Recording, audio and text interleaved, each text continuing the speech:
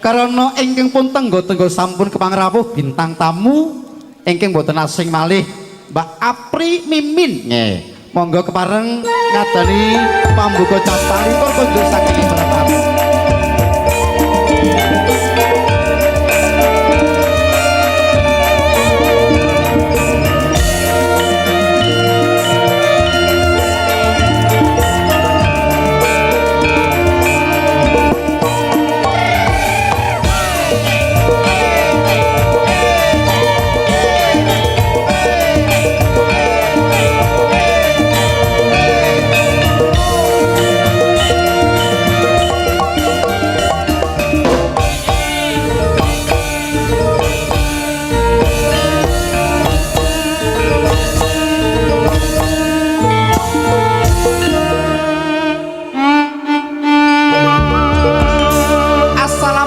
Warahmatullahi wabarakatuh, Mbak Apri, Mbak Mimin. Waalaikumsalam warahmatullahi wabarakatuh. Waalaikumsalam warahmatullahi wabarakatuh.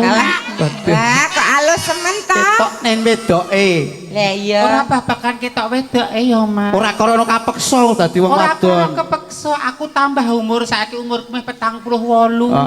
Wong wedok nek blangap-blangap terus suarane banter mamah karo wong lanang ora prayoga tundone rugi. Oh ngono. Bahkan sunahnya wanita itu suaranya dilembutkan, jangan melebihi suara laki. Kuwi kodrate wanita. Kirane wong wedok tenan lah, kowe wong wedok mondo-mondo kok arep. Tapi kan aku berusaha. Mbok umume ae. Mula aku nyekon nyanyi kon goyang sek-sekan kaya Mbak Yuni, kaya Ismu ora tekan rasaku, Jes. Ora mergo sing ra tekan, Mas. Piye? Mergane le mernahke tole ora bener. Kaya glugu. Joget angel ngono ki. Joget kaya glugu temancep rak Angger ngono. nggo goyang rada banter senep kok. Nggih, nderek pangayu bahagia Mbak Mimi, Mbak Apri monggo mriki temanten sarimbit. Derek ndedonga kagem temanten kekalih. Mugi dados keluarga ingkang ayem tentrem bahagia mulya. Enggal pinaringan kekancingan tresna wujud putra. Mas Bagas karo Mbak Siti. Putrane sok nek metu lanang ya dadi lanang tenan. Lanang tenan. Nek wedok ya wedok tenan. Wedok tenan. Aja kaya kowe. Kowe. Aja batin banci. Sing banci ki sapa to penyanyi banci kok mangkate jak gelut hae ya, Mas. Gelut. Banci kok mangkat nyanyi. Lah Ayo iya. lho, cah apa jenenge Sukimin cah Karang Nongko. Iki jiragane jenenge Gombloh Laras, Cek. Oh, Gombloh Laras. Wah. Piyaine wis ra neka-neka, wis ora selingkuh, ora neka-neka, nek kepepet pancen mung tuku. Aku kepepet minta tuku ro, Pak Dir apa-apa ibarate anu Nek gombloh pancen wis percaya. Piye lho, Mas? Iki mau wah ora mung gombloh, gumut wae ngerti artis teko langsung gandeng jan gumun aku. Aurane ya, Mas. Heeh. Ya ndak daturke sing di marang Stasana. Diatur apa? Sing kowe mampu ae no, Pri. Nggone ra iso rarung lek rekoso aku karo Mbak Gembus engko sing rekoso. Rarung kula karo sampean nggo tuwa-tuwa ya, Mbak. Nek cah saiki ger do menang lho le munyal-munyal dandan pasang status foto ping 12. Rarung sing singgan ya aku. Lah sing enom-enom. Mula apa membayar aku larang ki ya mung trep. Sindan aku, pinter aku, ayu aku, geleman aku. Lah. Gelem nek nggon campur sari gelem nek nggon. Ora angel kok golek sinden sing suarane ngagor-agori ngono kuwi. Mula paetane artis ki pancen geleman mau is. Entengan. Tegese gelem dundang mrono-mrono najan to ado papan dununge ya. Enteng, ayo nyanyi, Jas. Iya, Lek. Slendro apa pelak? Anu wae ya, apa ya? Slendro ya ora apa-apa. Slendro. Iki gamelane rong pangkon iki, Lek. Rong pangkon. Artis ki nek kondang iki mas tok ronggon. Aku kira tekon karo Mbak Ismi karo Mbak Yuni ngopo. Apa aku ki penyanyi rupaku elek tenan to aku ngono. Mosok dadi penyanyi 15 tahun ra ono sing kejak demenan aku ki, Mas. 15 tahun lah aku Kowe iki tekon ngerti ora kok ora ono piye? Apa? Galuh wis nunggoni ning kono. Iya. Halo saya. Madal raiku ku ya Mau tak wis seleb. sayang-sayangan mau. Iya, ta. Ana wong kenalan pisane angger tak tenani mau ngejake PCS terus aku yo. Oh, Video call silaturahmi iki lho, Mbak. Slendro nggih. Rada maju. Sing pundi sing terpesona karo Dedek? Oh niki ya Allah rada nyakit. Salah. Maju oh, Mbak Mimin. Sing kuwi lho, Lek. Iki ning jurakane Mas TB. Sing senenganmu lak sing gori-gori to. Heeh. Gori gondrong buri ya. Ya. Mesjine kowe ora pangkeng Mbak Mimin. Lanjut to. Jurakane Mas Cumplung. Wah, sing Pokoknya bendina sedulur- ngundang kowe. Matur nuwun, Nah. paring selalu paring bebingas sembah nuwun. Santai mawon Mas, nek jangan golek bojo sing ayu ya golek kaya Mbak Aprika kaya ayu. Ning nek golek bojo sing mangsa rendeng nggih kaya kula. Engko nek gendhange mlorot bareng ra ya aku iso benake gendheng. ngono. Wong edan. Dhuwur rasah dadak golek ondo. Ayo nak, Iya. ampun akal lho Mas. Soalnya budhe rong jamu. Rodok sesuk-sesuk ae. Kowe iki nek arep muni budhe mbok pakai weruh jenggotmu gitu. Lah, nyun sewu ekor mripate ngene-ngene iki ra ya aku ya terus piye?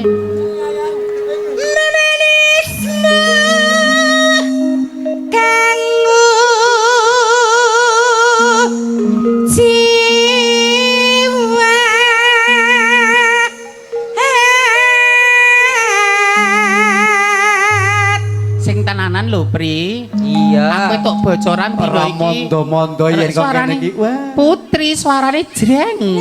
Aja ngantek pales lho.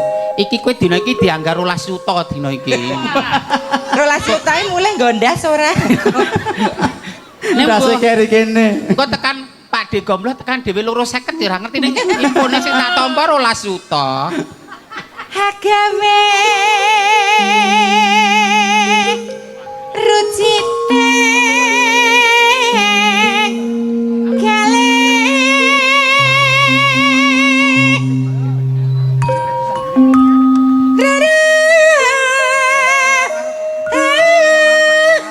apa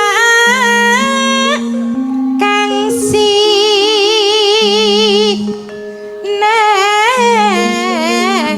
dia upama mundut ta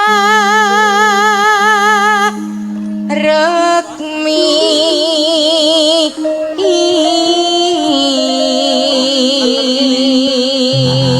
Mbak Mimin, Cih, panjenenganipun ingkang tanulayan Bapak Kepala Desa Jawa iki jane kangen ro awakmu. kapang kalian kula Pak Lurah Johon, Cih. Mbok sowan. Encih. Paring berkah pangestu mergane Ibu Dewi uga nyalek kok, Nduk. Encih. Muga dayane dongamu iso mimpang mengko. Ah. Pak Lurah Johon menika menawi mboten klentu ingkang lenggahipun wingking. Ya, anak. Lah kuwi nomor Encih. 3. Nah, mundur Cih. terus.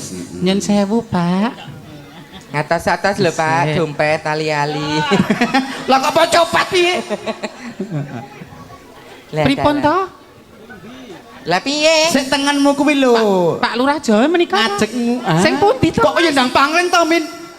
Kula ki Kudune wis ngerti. Ingkang Piye- menika. Nah, piyayine gagah Nyun prakoso. Kala rumiyin sanes menika nggih kados nggih. Lah kok beda? Kula kene nyawang anu piyai ganteng menika terus netra kula wuta ngoten lho. Wow, katarak ngono Pak, sungkem kula mangke ngersakaken lagon menapa, Pak? Mboten kedah nyawer. Kula menika penyanyi, kula bakul sayur tawa sayuran, kula penyanyi tawa lagu. Mboten kedah nyawer nek mboten pekewuh, Pak. Boh Lah, wah wis toh. Dongake Min, iki garwane Pak Lurah nyalek Bu Dewi. Mugi-mugi Ibu Dewi anggenipun nyawung, Ah. anggota dewan saged kasembadan. Amin. Ing sakmangkenipun saged napa mengakomodir sedaya aspirasi masyarakat. Iya sing dijaluk ngono. Soale dadi punggawa ki apik 100 kadangkala ora dialem ning ana kuciwa sithik-sithik kuwi sing kadangkala sing di-blow up sing dielek-elek. pancen abot Semangat, tenan. nggih, Pak. Amanah kok menika ya kula dados seniman kok ya amanah. Nek ra kuat godane gede Mas wong ayu ki Mas. Aduh. wong ayu kok mepruk ngono Meneng otopri jenenge wong nggo ningkatke mutu kok. Ayo bacot kene. dianu no dites jare suarane sinden mumpuni sinden bakok ki kaya ngapa ngono lho Iki mau ngetokke nom-nom nggo apa ora ya mung aku Lah iya, seklatas sing mung sinden aku. kur aku. Dicoba, Pri. Heeh. ayo busuk imin Prok lho, Pri. Anu disoteng, Mas. Mas aja namplok tepakku, Mas. Ra iku wis keriput mah dicapuk tempak. Halo, Mampang. tar tamtu Oh. sing tenanan lho. Lha tenanan no, swantene kok diparingi Pak Lurah 200 barang. Iya. Nek ngantek suarane bosok mulih omah ae. Toker golek wedi malahan. Pak Lurah wis nganti-anti. Lah iya wis mati-mati kok iki mah. Anti-anti sing apik lho. Mula kuwi. Tartamtu. Alah Yong. Tak Diatur sik, kalau menjingi ki aturan sik. tartamtu. Aku malah kaya ngono pedene ram. Kok malah Rekoso ya Mas. Heeh. Wong ayu engko darani paido, mulih kewengen digernengi, nek ra ayu ra ana wong nyedak do digernengi, senam tok ya digernengi, ora gelem srawung ya digernengi. pancen ewuh oyo. Heeh. Mula wong wedok ki sing bangsane gibah-gibah community dikurangi. Dosane wong wedok ki ora dosa colong jupuk, ora dosa wani karo bojo, Banjur? ning dosane greneng-greneng. Wis seri. Sari, kowe diundangi nang nggone Apri ra. Aku wis nyumbang ping 3, wis nyumbang ping 3. Kono blas rung nek nggon aku lha nek rung tambut. Digawe kok nyumbang ra ya ngono ki. Ngono ki ra etuk, wis ikhlas, wis jenenge wis silaturahmi kanthi becik aja ngantek grenengan lan sak piturute ngono. Nggih, Mbak. Ayo bacot nono tak rene dalan. Ajeng moto, Mbak. Nggih, jane cetha nggih. Ibarat wong numpak perahu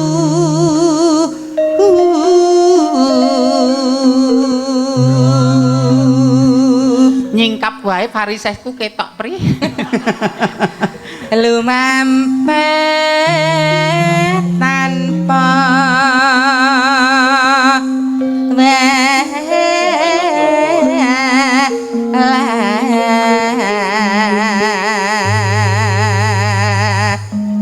ning madyane Ajala niti.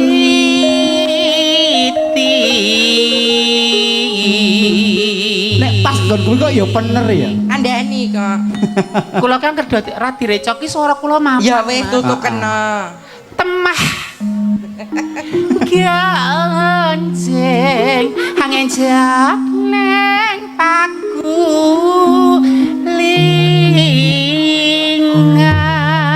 lingan. Jas langsung sragen ae Jas. Sragen oh Oh, ya. iki mau Mas Pitut ngersake ngoten. Monggo Mas Pitut. Ya Mas sragen Mas. Yo po ami-ami belalang kupu-kupu siang makan nasi kalau malam minum susu perawan rasane ra karuan susu rondo rasane rada sepo susu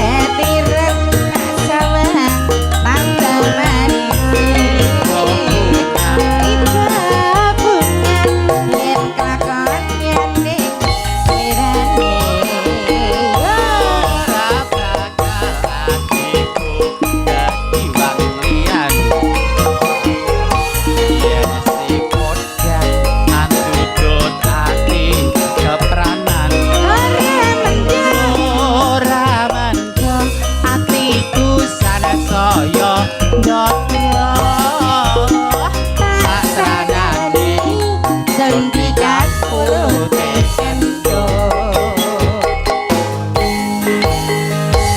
Matur sembah Matur nuwun Mas Metu. Matur sembah nuwun Mbak Apri, Mbak Mimin nggih.